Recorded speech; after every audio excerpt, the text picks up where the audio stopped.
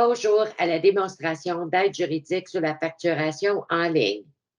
Cette démonstration sur la facturation est conçue pour vous donner une idée générale de la façon d'entrer un compte criminel en ligne, car nous ne passerons pas à une revue l'ensemble des règles et des scénarios. Aujourd'hui, nous allons montrer comment soumettre en ligne un compte criminel relatif aux accusations admissibles aux honoraires forfaitaires en vertu des honoraires forfaitaires. Lorsque vous êtes connecté à l'aide juridique en ligne, vous serez dirigé vers la page d'accueil. Cliquez sur l'onglet en haut de la page « Compte ». Ensuite, cliquez sur le lien « Créer, modifier ou revoir un compte pour les comptes criminels ».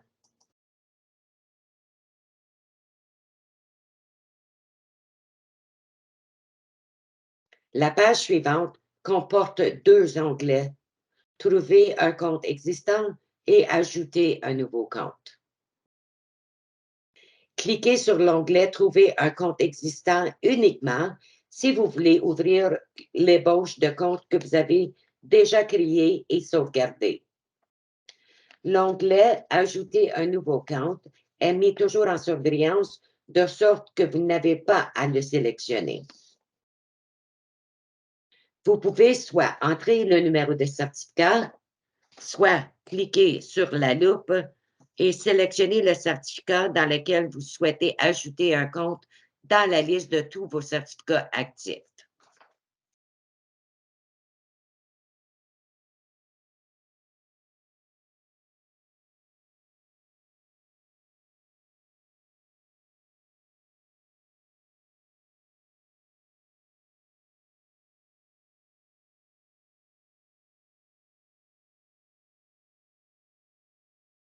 Ensuite, cliquez sur le bouton « Ajout ». Notez qu'il peut avoir un court délai, car le système doit télécharger votre compte.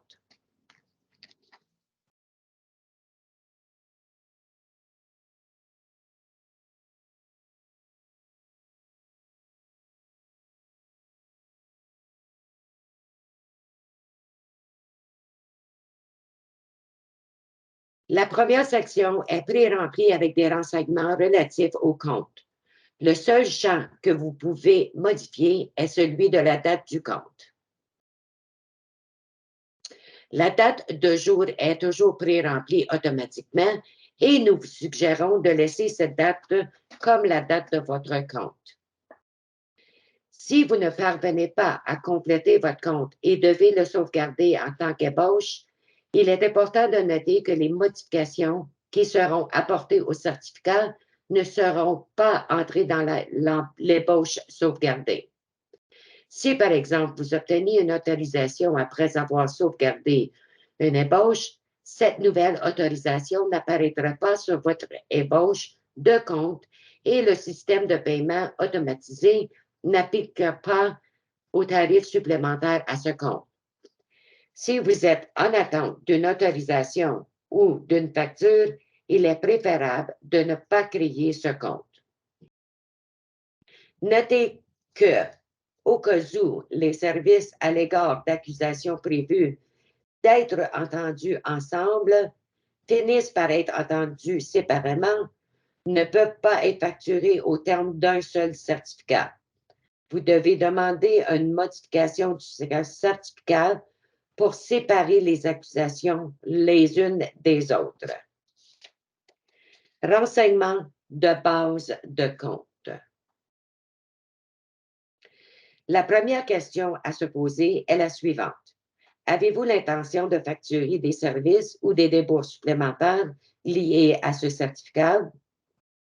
Si vous avez répondu oui à la question posée ci-dessus et si vous avez l'intention de facturer des comptes supplémentaires, vous devriez alors sélectionner « Compte provisoire ».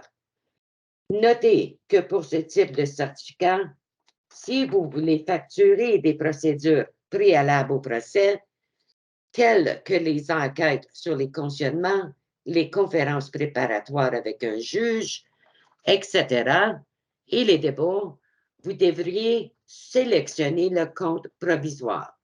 Vous ne pourrez pas facturer le plaidoyer résultat sur un compte provisoire. Si vous avez répondu à la question posée ci-dessus, non, vous devriez alors sélectionner le compte final.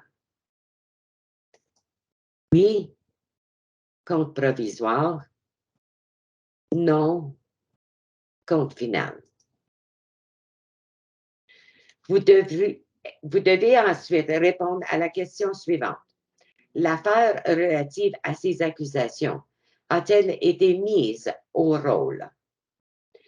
Étant donné que c'est un compte admissible aux honoraires forfaitaires, la réponse pour cette question sera non. Et nous allons sélectionner non. Date du début des services. La date que vous voulez entrer ici devrait être la date du premier service que vous allez facturer à ce compte. Cette date devrait correspondre à la date du premier service inscrit au bordereau que vous allez joindre à votre compte. Vous pouvez entrer la date à la main ou cliquer sur l'icône du calendrier pour afficher un calendrier. Nous allons mettre la date du début du 17 juillet 2021. Date de fin des services. La date que vous allez entrer dans ce champ devrait être à la date du dernier service que vous allez facturer à ce compte. Cette date devait correspondre à la date du dernier service inscrit au bordereau que vous allez joindre à votre compte.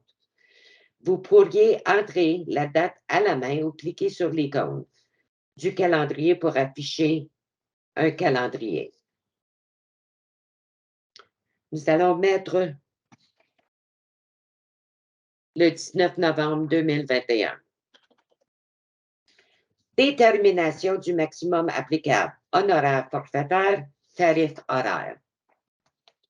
Si vous avez essayé de cliquer sur le bouton « Oui »,« Non », la sélection ne changerait pas, car les accusations sur ce type de certificat sont admissibles aux honoraires forfaitaires. Notez qu'afin de facturer des accusations résolues séparément, vous devez obtenir un nouveau certificat. Vous pouvez maintenant demander un nouveau certificat par l'intermédiaire d'aide juridique de l'Ontario en ligne plutôt que d'appeler le Centre des services à la clientèle. La section suivante énumère toutes les accusations et toutes les autorisations que vous avez actuellement sur le certificat. Dans cette section, vous devez entrer le choix ou type d'infraction ainsi que le plaidoyer résultat pour toutes les accusations énumérées sur le certificat. Si la couronne choisit de procéder par acte d'accusation, vous devez sélectionner « Mise en accusation » comme choix ou type d'infraction. Si la couronne ne fait aucun choix à l'égard d'une infraction, vous devriez toujours sélectionner « Procédure sommaire ».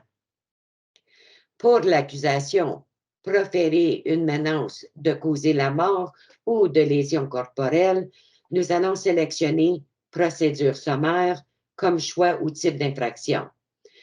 Nous allons aussi sélectionner « Plaidoyer de culpabilité » comme plaidoyer résultat. Et pour l'accusation, défaut de se conformer à une ordonnance de probation, nous allons sélectionner « Procédure sommaire » comme choix ou type d'infraction. Nous allons aussi sélectionner « Retrait d'une accusation ou plus » comme plaidoyer résultat.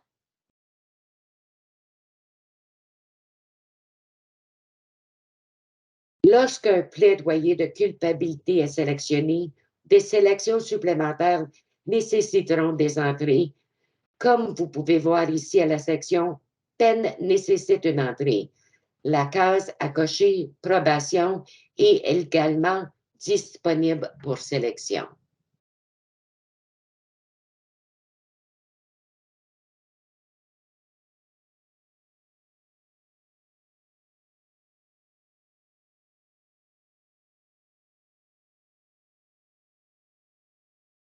Lorsque vous sélectionnez une peine avec sursis ou peine de privation de liberté, des entrées pour le type de peine et la durée de la peine seront également requises. Il est également possible de sélectionner résolution globale. En faisant ça, le système va automatiquement prépopuler le même détail lié à la peine pour toutes les accusations pour lesquelles vous avez sélectionné plaidoyer de culpabilité comme plaidoyer résultat.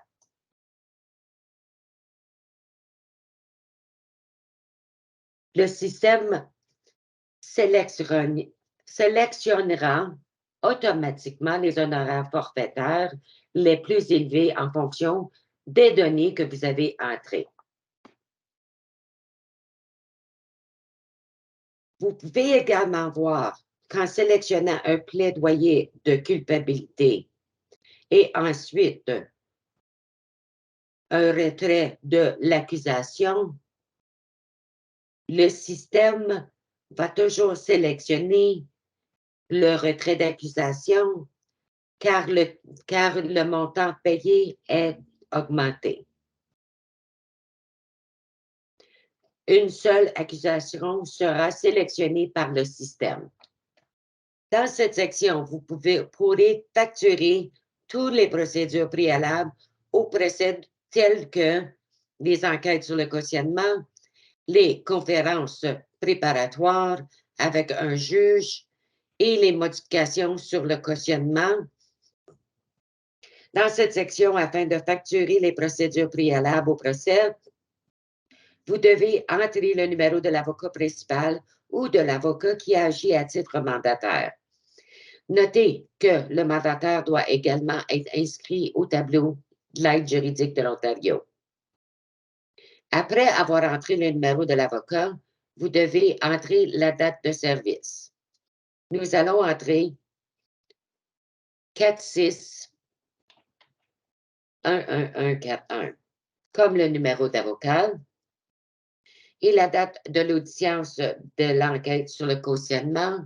Nous allons marquer le 26 juillet 2021.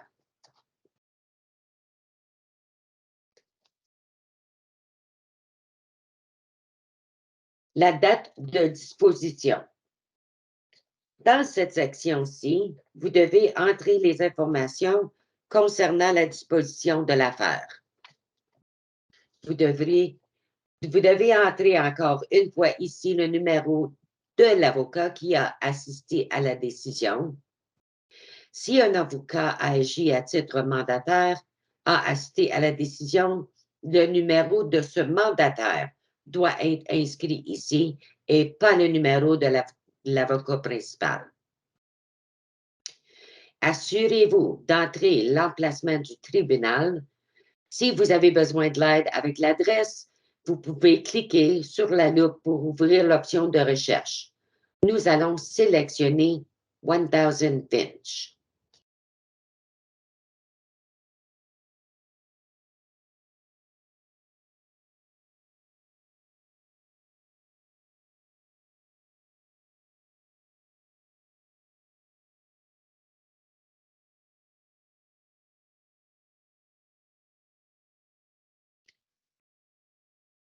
Pour trouver plus rapidement l'adresse du tribunal, vous pouvez marquer 1000.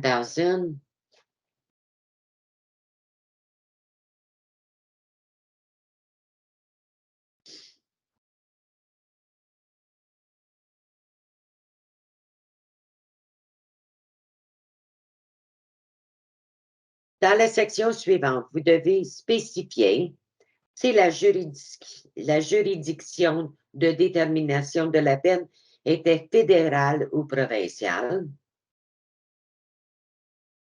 Et vous pouvez aussi cocher si le tribunal s'était passé au tribunal de santé mentale, le tribunal de toxicamie ou le tribunal de violence familiale.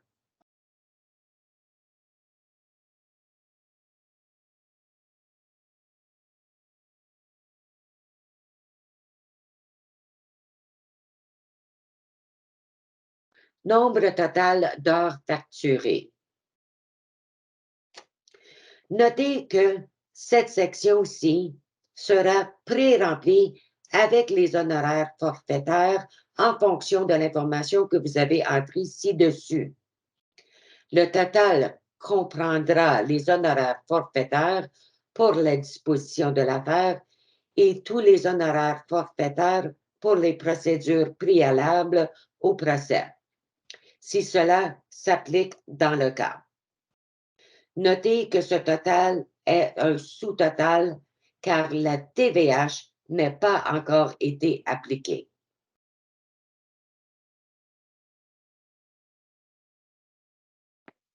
Le montant indiqué ici est le montant total des honoraires forfaitaires pour le retrait d'une procédure sommaire et pour la présence à une audience pour les enquêtes sur les cautionnements. Mandat privé. Si vous avez été retenu par le client ou par une tierce partie pour fournir des services au client relativement à la même affaire ou à une affaire analogue ou auxiliaire avant ou après la date d'entrée en vigueur du certificat, cliquez « Oui ». Entrez le montant total du mandat privé que vous avez reçu dans le champ « Montant du mandat ».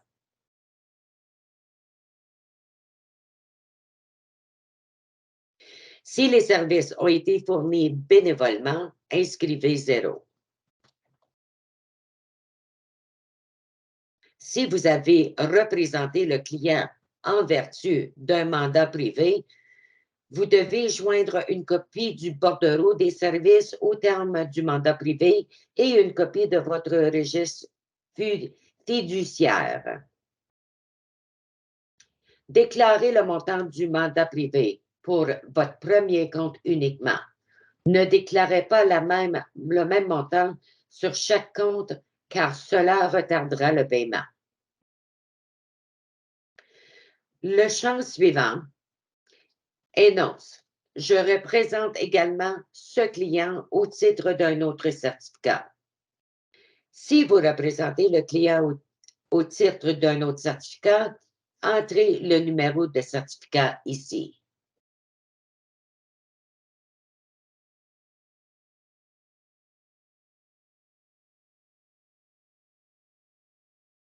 Si vous ne représentez pas le client au titre d'un autre certificat, laissez le champ vide.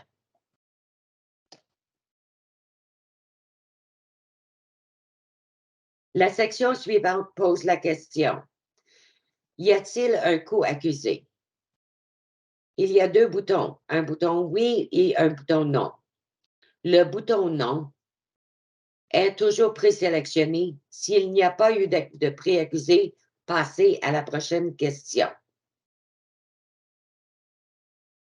S'il y a eu un co-accusé dans cette affaire, cliquez sur le bouton « Oui » et le champ s'ouvrira, vous permettant d'inscrire le nom de co-accusé.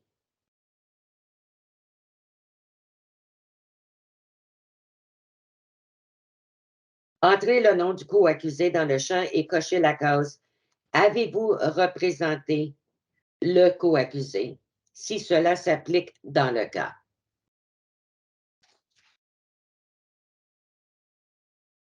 Si vous avez représenté le co-accusé, le champ du numéro de certificat de co-accusé s'ouvrira.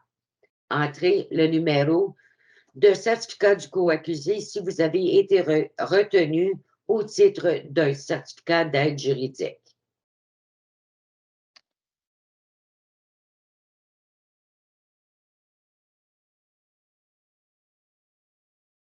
Cliquez sur le plus pour entrer un co-accusé supplémentaire.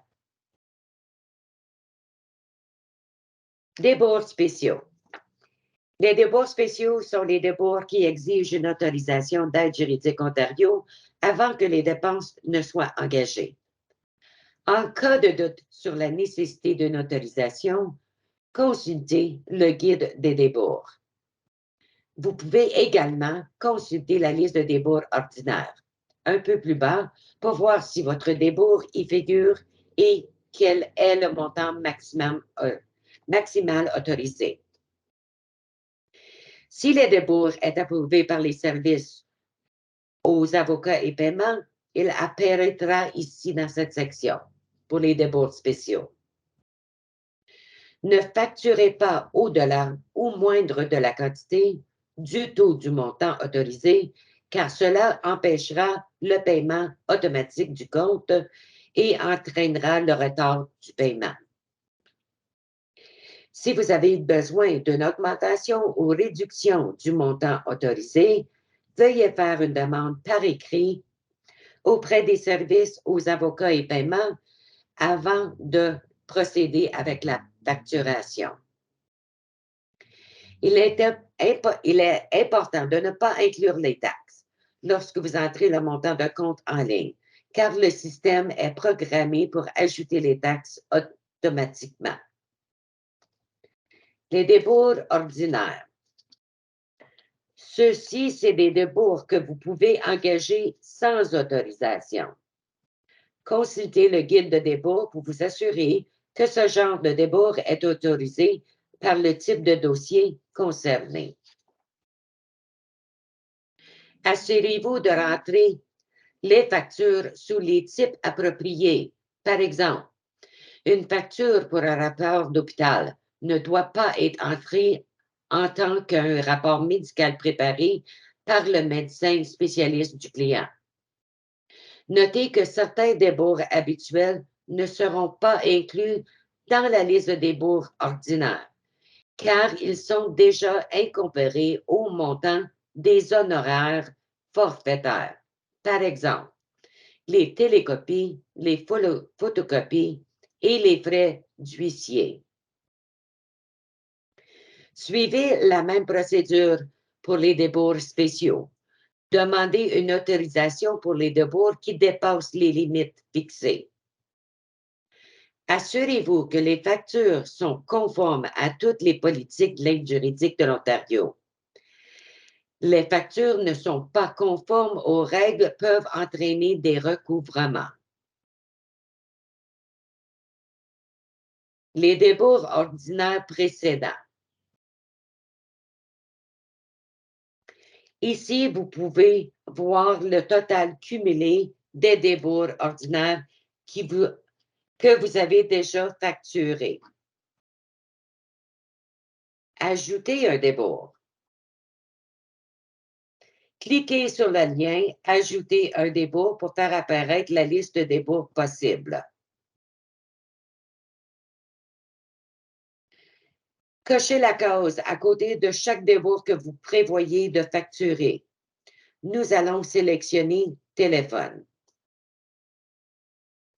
Faites défiler vers le bas de la page et cliquez sur « Ajouter » et le système ajoutera les débours que vous allez sélectionner et retournera à la page du compte. Le débours que vous avez sélectionné est maintenant inscrit dans la section des débours. Téléphone. Assurez-vous d'ajouter le montant qui est inscrit sur la facture que vous allez joindre à votre compte. Vous ne devez jamais inclure les taxes, car le système les ajoutera automatiquement. Bien que vous ne soyez pas tenu de joindre au compte toutes les factures de débours, vous devez les conserver et les produire sur demande. Vous voyez aussi que téléphone de certificat au complet, le maximum est de 200 $ total.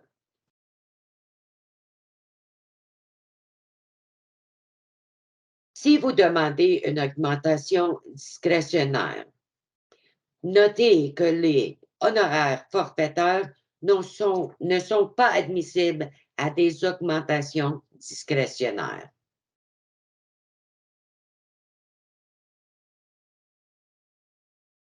Le sommaire. Si vous cliquez sur le bouton « Calculer », le système affichera le montant total des honoraires forfaitaires, des débours autorisés, des débours ordinaires et la TVA H.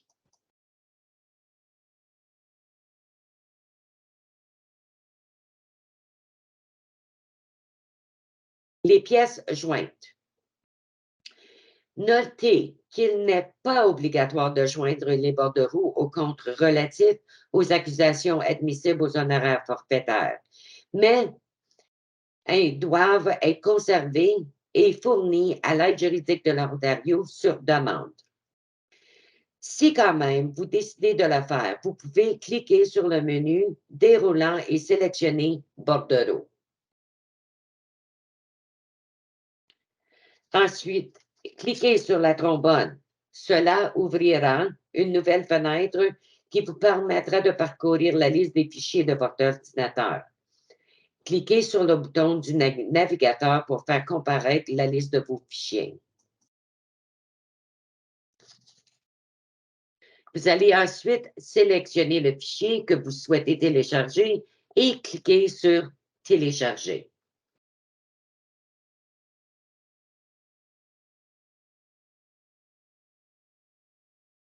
La personne qui soumet le compte doit s'identifier. Si vous êtes l'avocat principal, cliquez sur le bouton qui indique « Soumis par l'avocat qui l'a accepté ». Si le compte est soumis par un employé de ce dernier, doit fournir son nom, son numéro de téléphone et son adresse courriel. Notez que c'est la responsabilité de l'avocat principal de vérifier le compte et les pièces jointes avant que le compte soit soumis en ligne. Une fenêtre vous rappelle de cette obligation lorsque vous cliquez sur « Transférer » ou « Transmettre ». Si le compte n'a pas été revu par l'avocat principal, il peut être sauvegardé en tant qu'ébauche en attendant d'être revu par l'avocat principal. Avant de conclure notre démonstration, nous voudrions bien adresser la question suivante. Comment devez-vous facturer des accusations admissibles aux honoraires forfaitaires autorisés par plusieurs certificats qui ont été réglés ensemble le même jour? La section du compte qui serait différente de ce que nous venons de vous démontrer ici sera la section suivante.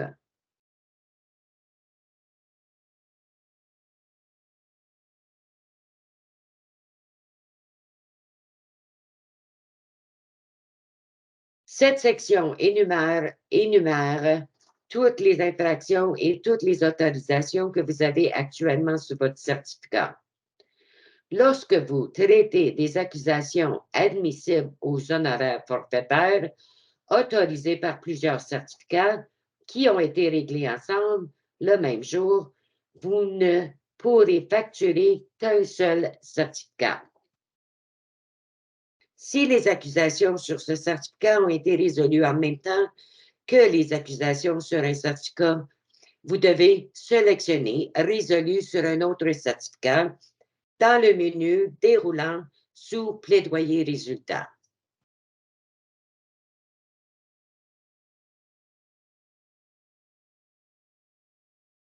Vous devez ensuite sélectionner le numéro du certificat sur lequel vous avez finalement résolu ces accusations.